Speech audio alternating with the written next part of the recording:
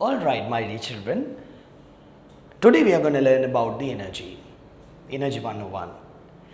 Energy is extremely important for the survival of the living organisms, for example, humans.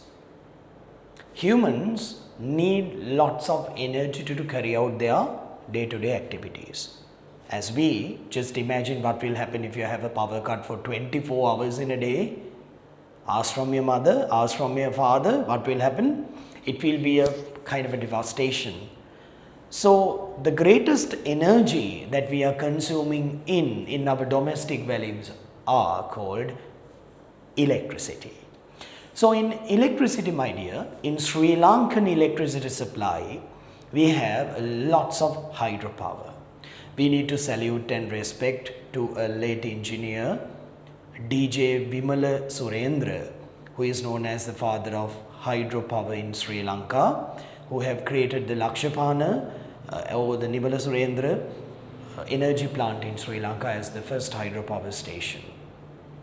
After that, lots of hydropower stations have been started in Sri Lanka since the Mahaveli scheme had been starting off.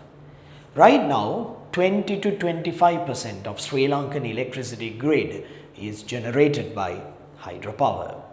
So how does the hydropower is generated? I'm going to just explain it on the board here. As you could see, a higher reservoir is storing water. A higher reservoir is storing water and it has lots of potential energy of water.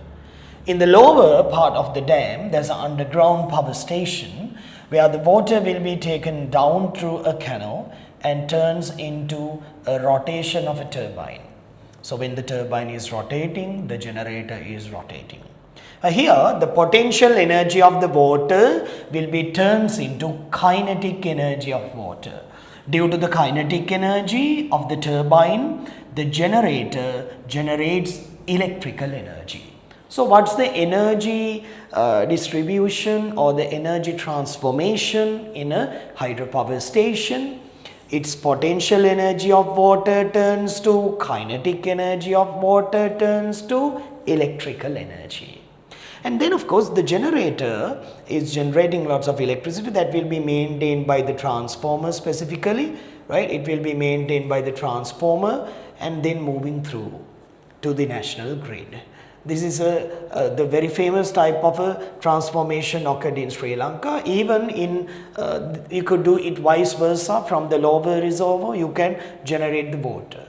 And in some countries, like larger countries with larger rivers are present, right? Larger countries with the larger rivers are present. They could take a branch of the river and from that they could convert a turbine. But in Sri Lanka we don't have that type of a process, of course. Larger rivers like Nile, Thames, Mississippi, Murray Darling, or even Ganga or Jamuna can be using this runoff river method for the transaction. So this is the way that they generate in the like the two magical ways of generating hydropower or hydro electricity. So there are three types of hydropower electricity dams that you could see. This is known as the larger scale, right? It's larger hydro, it's larger than 30 megawatts, and so small hydro is around 30, lower than 30, and mini hydros can be seen. Right. In earlier times, the hydropower was using to grill, and like just like in the mills, they were starting to grind the flour by using the water power. Now it has been converted to generate electricity.